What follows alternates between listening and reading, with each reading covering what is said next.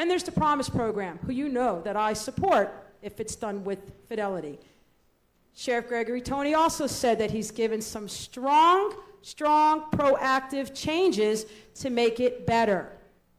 And he's been ignored. Don't ignore when law enforcement wants to help.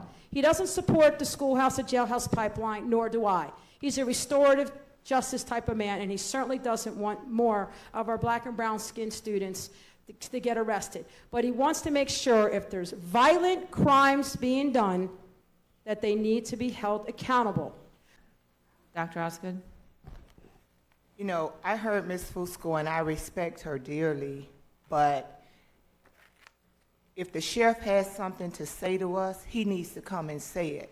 I'm not going to have a word to say to him until he fired those officers that punched and beat up DeLuca Rose that has now been charged.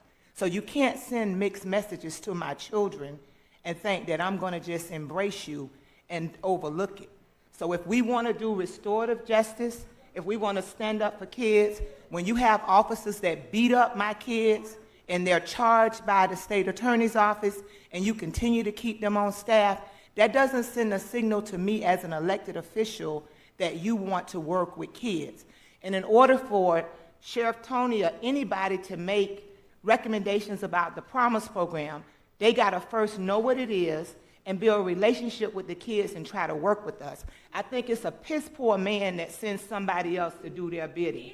And I love you, and I love Anna, but this is a very sore spot for me because it's causing a lot of friction with my children. They don't understand how we have Fusco, please, you're out of order. SROs in the school working with them, and then officers can beat up kids and get away with it. And it's time for it to stop. Too many black and brown kids are being mishandled by officers, and then their higher-ups don't do anything to address it.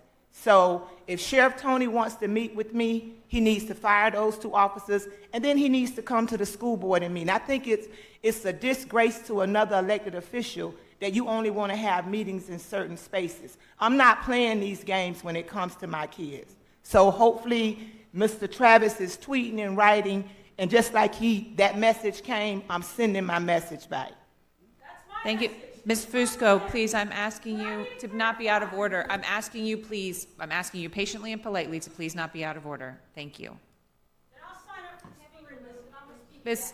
Fusco, please, I don't want to have you removed, please. Thank you. Ms. Fusco, please. Thank you.